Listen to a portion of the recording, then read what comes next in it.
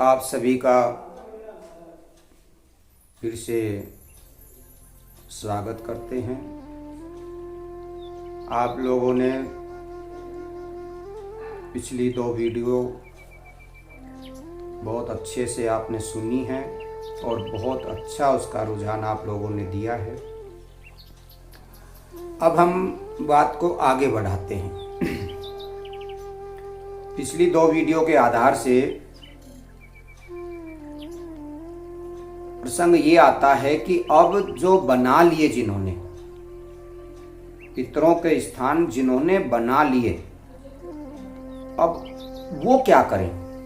अब जितना संभव हो सके उनके स्थान पर बैठ करके आप जाप करें। एक चीज हम आपको बता रहे हैं आज कि जैसे हम देव पूजा करते हैं, देवताओं की पूजा करते हैं, देवता भी जब भी संतुष्ट होते हैं जब पितर हमारे संतुष्ट हों। अगर हमारे पितर संतुष्ट हैं तो देवता संतुष्ट होंगे, अन्यथा देवता भी संतुष्ट होने वाले नहीं है। पितरों की संतुष्टि कैसे हो? देवताओं से पहले पितर हैं और पितर पक्ष में किए हुए समस्त कार्य वो हमारे पितरों को प्राप्त होते हैं। और इसमें सबसे मेन जो भूमिका होती है वो सूर्य देव की होती है। पितर पक्ष में सूर्य नारायण ही, सूर्य भगवान ही श्राद्ध तृप्त पितरों की आत्माओं को मुक्ति का मार्ग प्रशस्त करते हैं। जिन पितरों का श्राद्ध और तर्पण हो गया हो, उनकी आत्मा की मुक्ति का जो मार्ग प्रशस्त करते हैं, जो मुक्ति का मार्ग दिखाते हैं, वो हैं सूर्य नारायण। देवताओं से पहले पितरों को प्रसन्न करना बहुत ज्यादा कल्याणकारी होता है। ये एक पुराण में बात नहीं लिखी हुई है, कई पुराणों में इसका लेख है। जैसे वायु पुराण हो गया, मत्स्य पुराण हो गया, गरुड़ पुराण हो गया, विष्णु पुराण हो गया, आदि पुराणों में, और यहाँ तक कि शास्त्रों में और मनुस्मृति में भी श्राद्ध कर्म के महत्व के बारे में बताया गया है। यहाँ हम आपको भी यही चीज बताना चाहते हैं, समझाना चाहते हैं कि इस दौरान हमें क्या करना चाहिए और क्या नहीं करना चाहिए। पितर पक्ष में सूर्य नारायण दक्षिणयान होता है। शास्त्रों के अनुसार सूर्य इस दौरान श्राद्ध तृप्त पितरों की आत्माओं को मुक्ति का मार्ग देता है। कहा जाता है कि इसलिए पितर अपने दिव्यांगत होने की तिथि के दिन, यानी जिस दिन उसका शरीर पूरा हुआ, पुत्र अपने पोत्रों से ये उम्मीद रखते हैं कि कोई श्रद्धा पूर्वक उनके उद्धार के लिए पिंडदान, तर्पण और श्राद्ध करे। लेकिन ऐसा करते हुए बहुत सी बातों का ख्याल रखना भी जरूरी है। ये नहीं है आपके गए गंगा जी के किनारे पर और जा करके वहाँ यथाशक्ति वैसे ही करवा करके हमने उनका तर्पण वगैरह कर दिया। बहुत सी बातों का ख्याल रखना पड़ता है।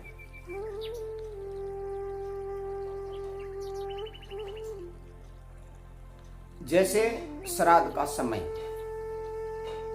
श्राद्ध का समय कब होता है? जब सूर्य की छाया हमारे पैरों पर पड़ने लग जाए।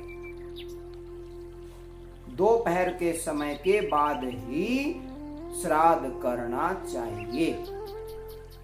सुबह सुबह या 12 बजे से पहले किया हुआ जो श्राद्ध है वो पितरों तक नहीं पहुंचता, ऐसा लेखनी है।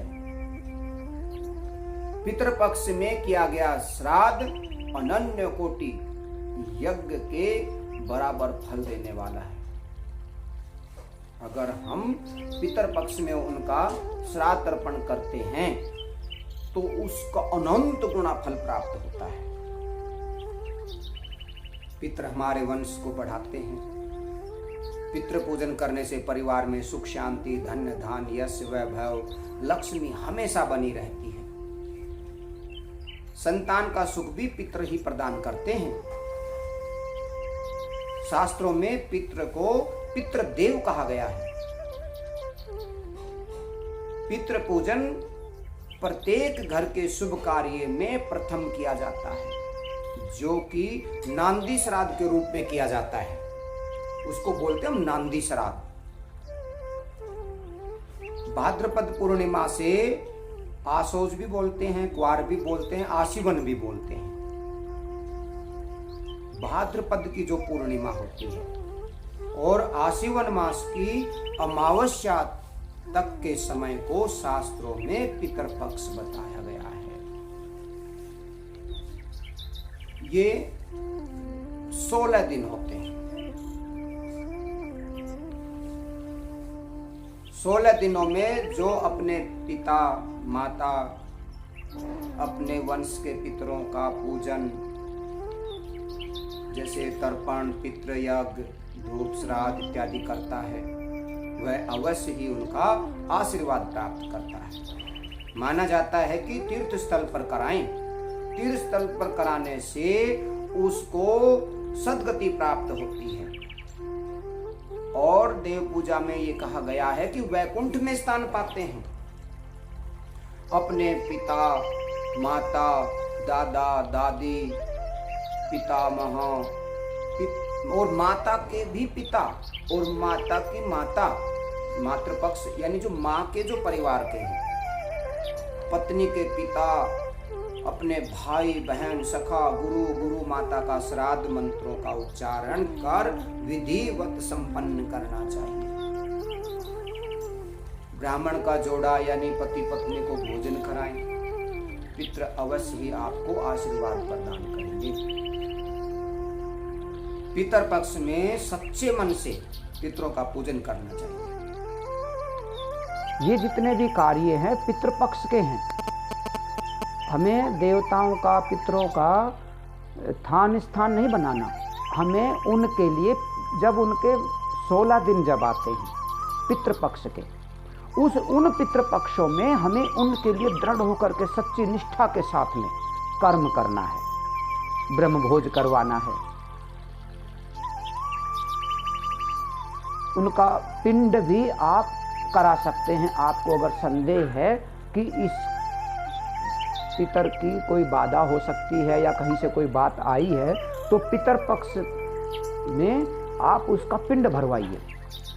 इन 16 दिनों में जो पुत्र अपने पिता, माता तथा अपने वंश के पितरों का पूजन, तर्पण, पितृयज्ञ, धूप, श्राद्ध इत्यादि करता है, वह अवश्य ही उनका आशीर्वाद भी प्राप्त करता है। उनको आशीर्वाद वो पितृपक्ष में देते हैं। ये ध्यान रखने की बात है कि हमें उनकी ईंटों को रख करके उनका वो नहीं बनाना है। पितृपक्ष जब आए, जब वो 16 दिन जब आएंगे, उनमें हमें एक तरफा होकर के उनके निमित्त कार्य करने हैं। सिर्फ वही है, उनके 16 दिन ही हैं उनके। उन 16 दिनों में ही आपको सब कुछ करना है। ये नहीं कि वही ईंटें रख करके उनको करते रहो। अरे क्या मतलब है? क्योंकि उनका विशिष्ट है ना, 16 दिन हैं उनके। बाकी दिनों क्यों परेशान, उनको करो क्यों खुद परेशान हो। वो 16 दिन जब आएंगे तब उनकी मुक्ति के लिए पिंडदान वगैरह का कर्म कराइए। और कहाँ करने चाहिए, कैसे करने चाहिए, उसके लिए भी बड़ी अच्छी बातें बताई हैं। माना जाता है कि इन 16 दिनों में जिनको पितृदोष है वह अवश्य ही त्रिपिंडी श्राद्ध अथवा नारायण बलि का पूजन किसी तीर्थ स्थल पर जाकर के करें। ये कहा ना, देखो कितनी सुंदर बात है यहाँ कि नारायण बलि करानी चाहिए, तो उनके पितृ सद्गति को प्राप्त हो वैकुंठ में स्थान पाते हैं।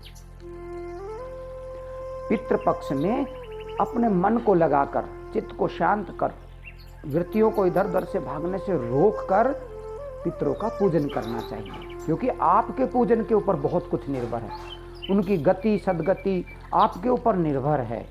वो हमसे अपेक्षा रखते हैं कि मेरे पुत्र, मेरे परपौत्र हमारे लिए कर्म करेंगे, हमारे उद्धार के लिए भजन करेंगे, इत्यादि अनेकों प्रकार की हमारे से आशा लगाए बैठे हैं। उनकी आशाओं पर हमें खरा उतरना है। ये थोड़ी वेदों ने इस चीज़ को खंडित नहीं किया, खंडन नहीं किया है। वेदों ने भी कहा है आप करें उनका उद्धार, लेकिन असली उद्धार तो तब होगा जब आप सदकर्म करें सच्चे मन से। पितृपक्ष का महत्व देवताओं से पहले पितरों को प्रसन्न करना अधिक कल्याणकारी होता है। यह भी गजब की बात है कि पितृपक्ष का जो महत्व है, देवताओं से पहले पितरों को प्रसन्न करना अधिक कल्याणकारी होता है। देवता प्रसन्न हो ना हो वो बाद की बात है, लेकिन सबसे पहले हमारे पितृ प्रसन्न होने चाहिए। देव कार्य से भी ज्यादा पितृ कार्य का महत्व होता है। वायु पुराण, मत्स्य पुराण, गरुड़ पुराण, विष्णु पुराण आदि पुराणों तथा अन्य शास्त्रों में, जैसे मनुस्मृति में भी श्राद्ध कर्म के महत्व के बारे में बताया गया है। मनुस्मृति कोई छोटा नहीं है, पुराणों के तो बारे में सब जानते हैं। मनुस्मृति में भी श्राद्ध कर्म के महत्व के बारे में बताया गया है। पूर्णिमा से लेकर अमावस्या के मध्य की अवधि अर्थात पूरे 16 दिन तक पूर्वजों की आत्मा की शांति के लिए कार्य किए जाते हैं। पितृपक्ष में पूरे 16 दिन नियम पूर्वक कार्य करने से पितृ ऋण से मुक्ति मिलती है। लेकिन एक बात हम इसमें पितृ ऋण से मुक्ति मिलती है, इसके साथ में ये चीज जोड़ते हैं कि असली पितृ ऋण की मुक्ति तब मिलेगी जब हम उस नारायण का, परमात्मा का भजन करेंगे। उससे उनको सबसे ज्यादा शांति मिलेगी, परमात्मा का भजन। और ये 16 दिन जो कहा है कि दिन रात उसके नाम का कर्म करना है, ये उसी नारायण का, उसी परमपिता परमेश्वर का भजन करने के लिए कहा है। इन दिनों ब्राह्मणों को भोजन कराकर यथाशक्ति दान दक्षिणा दी जाती है, उनको प्रसन्न करने की।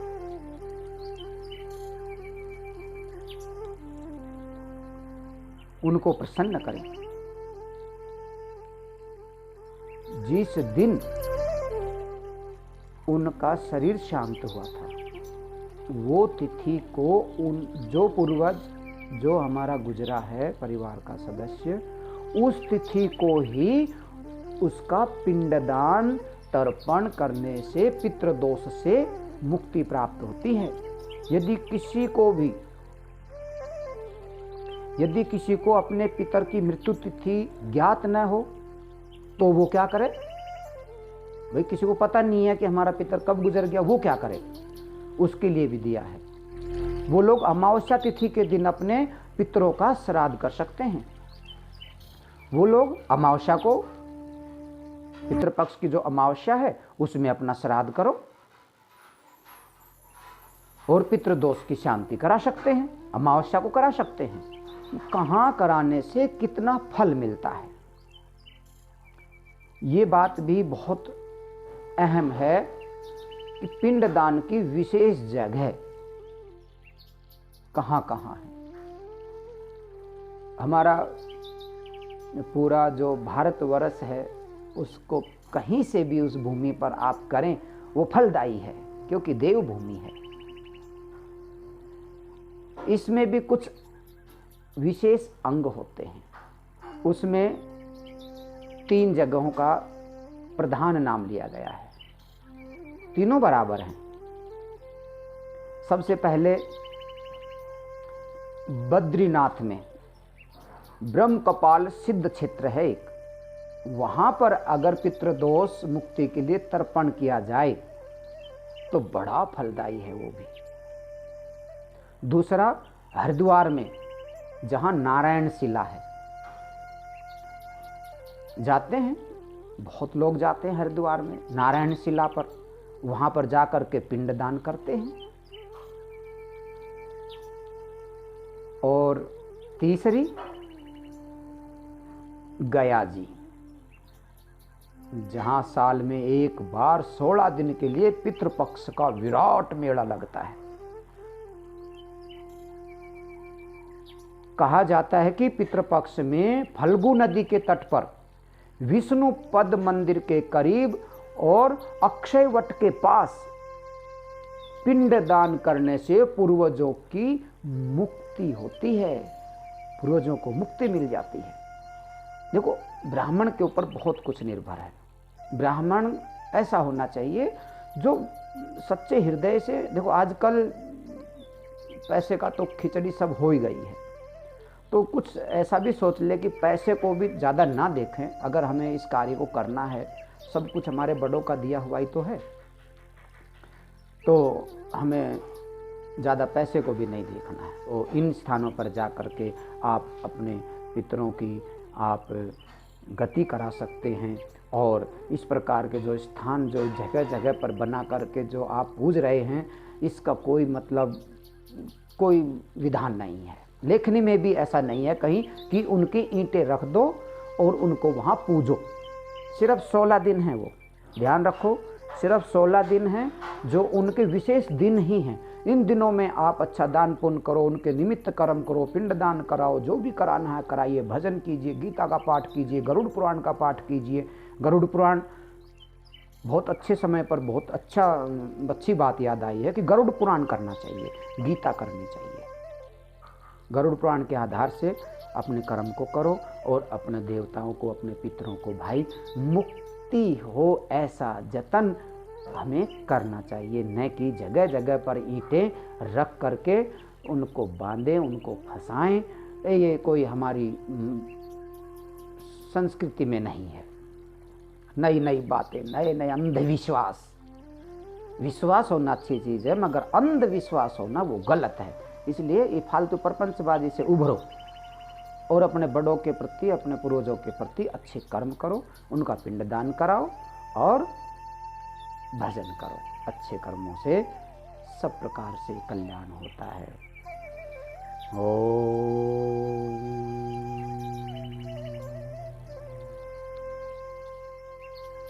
नारायण नारायण नारायण।